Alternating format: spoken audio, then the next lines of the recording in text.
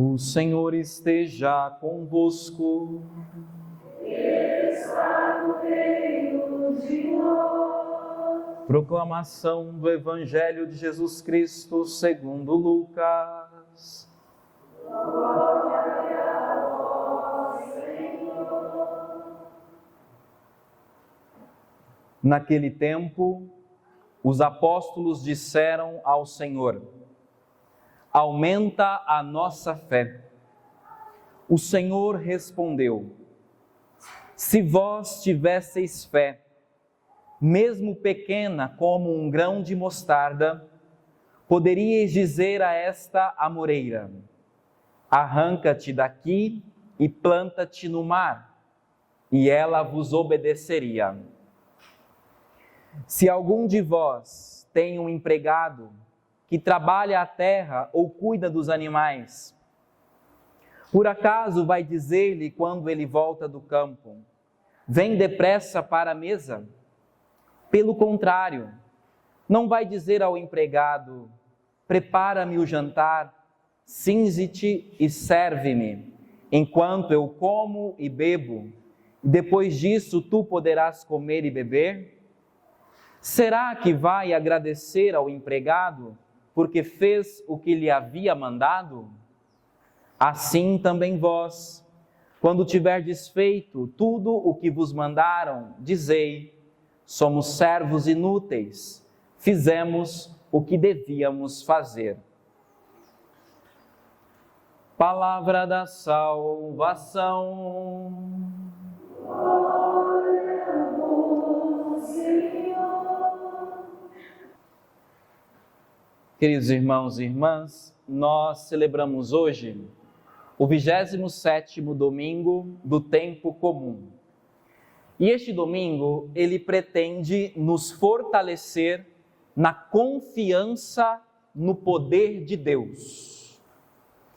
É importante nós refletirmos sobre isso, porque frequentemente nós agimos como o povo de Israel, descrito na primeira leitura que nós ouvimos.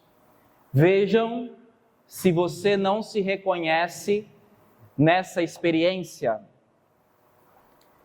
Diante de uma situação difícil em que eles estavam vivendo, uma situação de desolação, eles puseram-se diante de Deus em oração e disseram: Senhor, até quando nós vamos clamar sem que o Senhor nos atenda?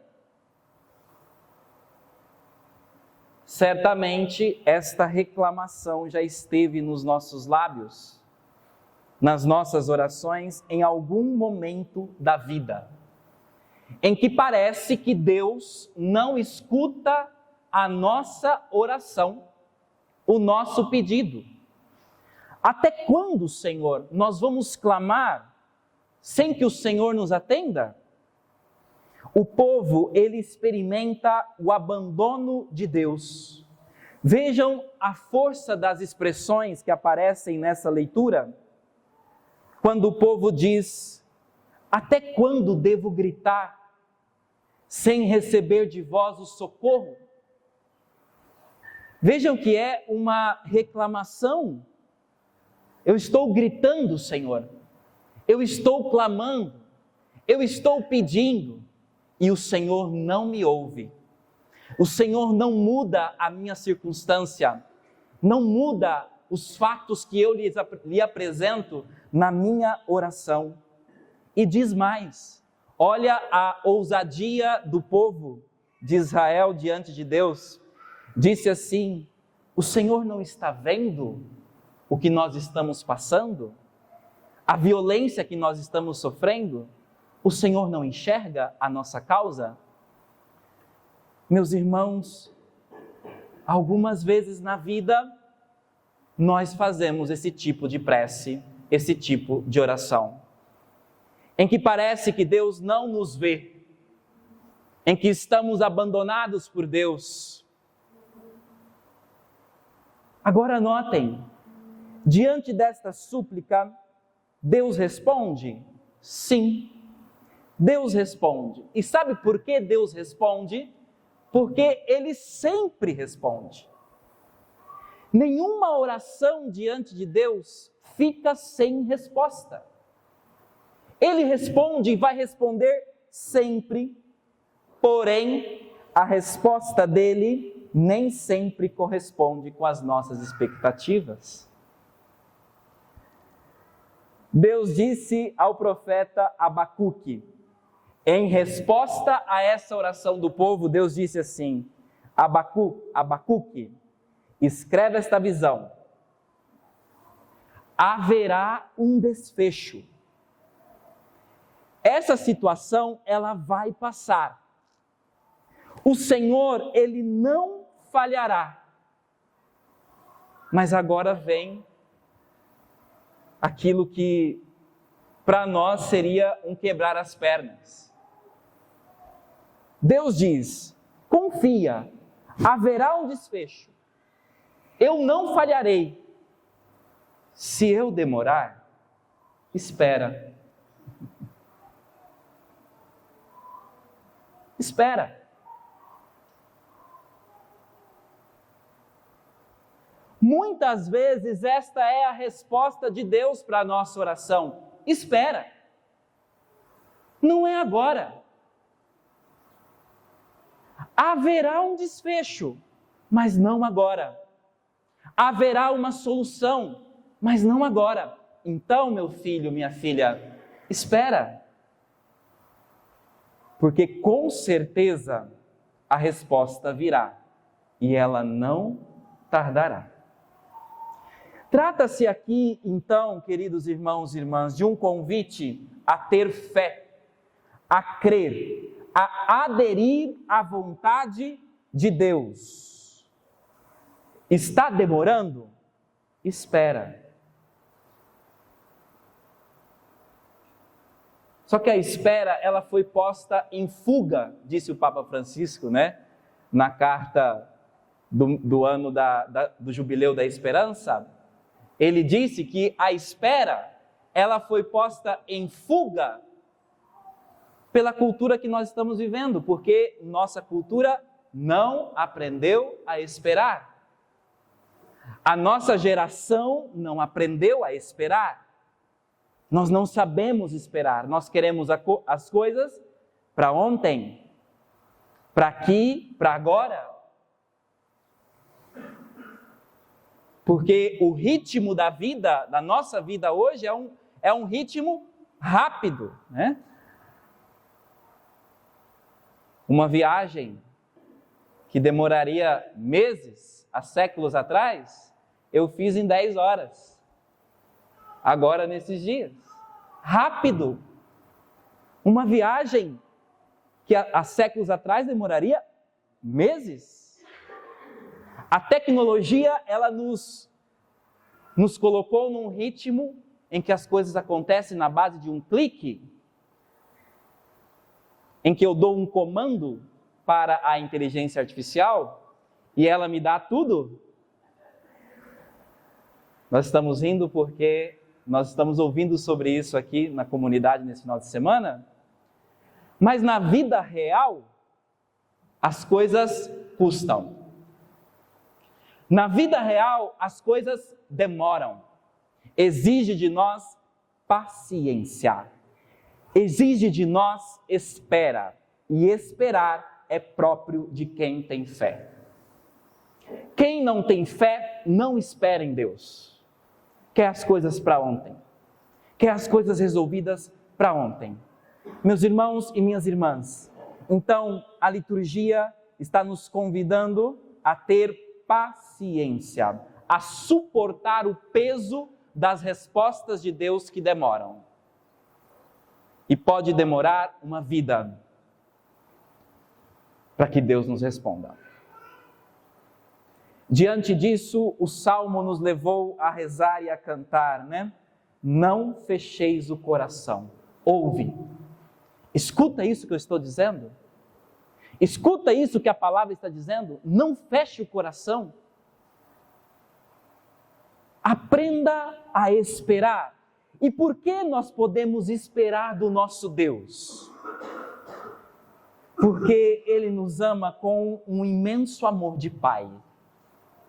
E o Pai, Ele nos concede mais do que merecemos e pedimos. Ele nos dá mais que a nossa oração ousa pedir. Isso daqui não é frase de efeito. Isto é verdade de fé. Nós rezamos na oração da coleta essas palavras que eu acabo de dizer.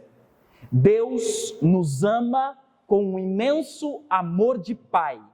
E como Pai, Ele nos concede mais do que nós merecemos e mais do que nós pedimos. Então, quando Deus diz espera, é porque Ele está nos prometendo dar algo muito maior do que aquilo que nós estamos ousando pedir. Ele é Pai. Ele nos ama com esse amor. Então, hoje, nós somos chamados a reavivar este dom da fé em nossos corações.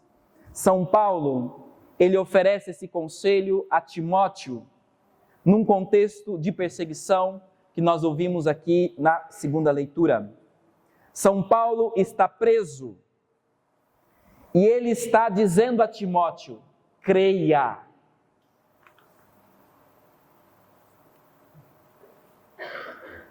A fé, São Paulo diz a Timóteo, a fé, ela te dá um espírito de fortaleza, não de timidez. Quanto mais você crê, mais forte você se torna, mais ousado você se torna. São Paulo continua dizendo, se você crê, Deus te dá um espírito de amor, não de egoísmo e de coitadismo. Se você crê, você aprende a amar. E amar significa sair de si, se entregar pelo outro, sem colocar reservas. Se você crê, você ama. E por último, São Paulo diz, Timóteo, se você crê, Deus te dá um espírito de sobriedade, de equilíbrio e não de desespero. Eis os efeitos da fé no coração daqueles que a têm. Quem tem fé é forte, quem tem fé ama, quem tem fé não se desespera. Equilibra, tem equilíbrio, é sóbrio. São Paulo continua dizendo a Timóteo, guarda este depósito, Timóteo, que isto não se perca, que isso não se deteriore. Paulo está formando um filho na fé, é um líder formando outro líder. E ele está dizendo para Timóteo, Timóteo, guarda isso que eu estou te ensinando, sela isso no seu coração, guarda esse depósito, que isso não se perca, porque isso é razão de salvação. Quem crê se salva, quem crê se fortalece. Diante dessas palavras, meus irmãos, resta-nos então dizer como os apóstolos, aumenta-nos, Senhor, a fé. Você pode ir dizendo isso ao longo dessa homilia no seu coração. Senhor, eu creio, mas aumenta a minha fé.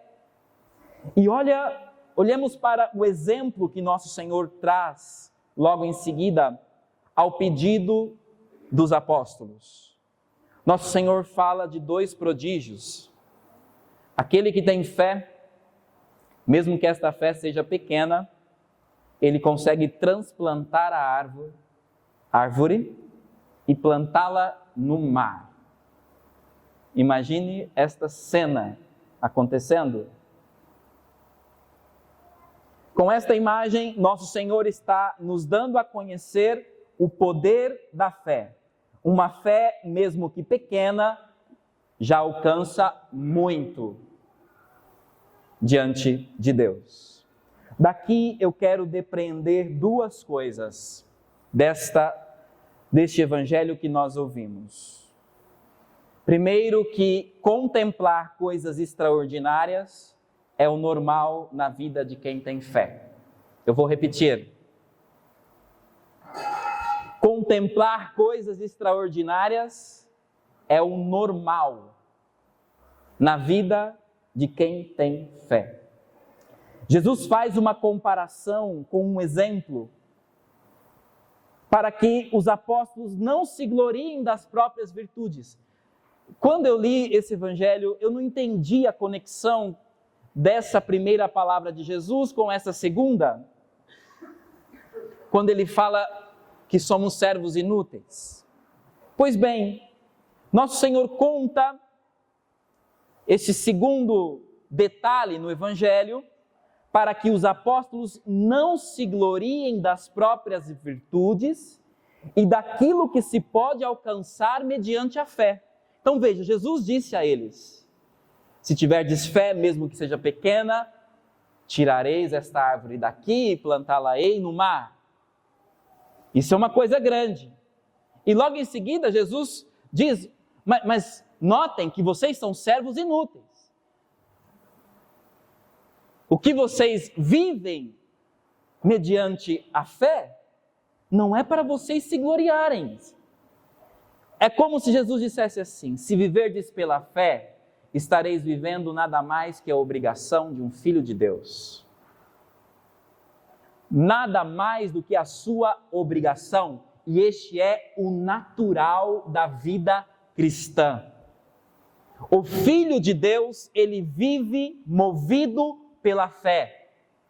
E se ele é movido pela fé, ele contempla coisas extraordinárias. Mas isso não é para o nosso engrandecimento, porque isso é o natural na vida de um cristão, na vida de um filho de Deus.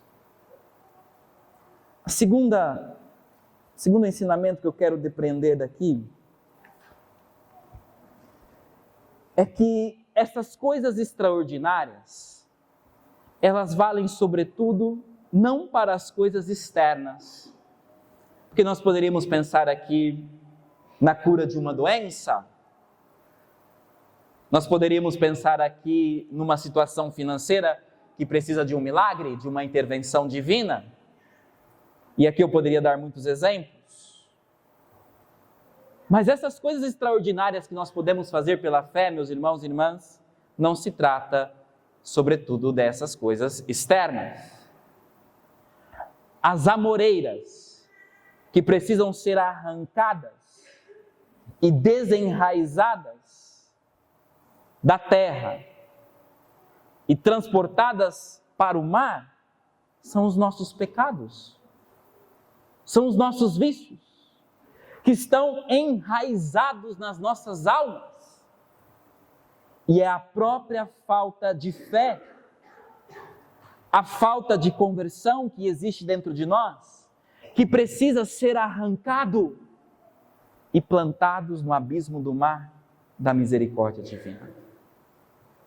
Então, quando nosso Senhor diz que pela fé nós podemos alcançar milagres, o primeiro milagre é a transformação do nosso coração. O primeiro milagre é a cura dos nossos pecados. Aquilo que para nós é impossível vencer, aquilo que para nós parece grande demais.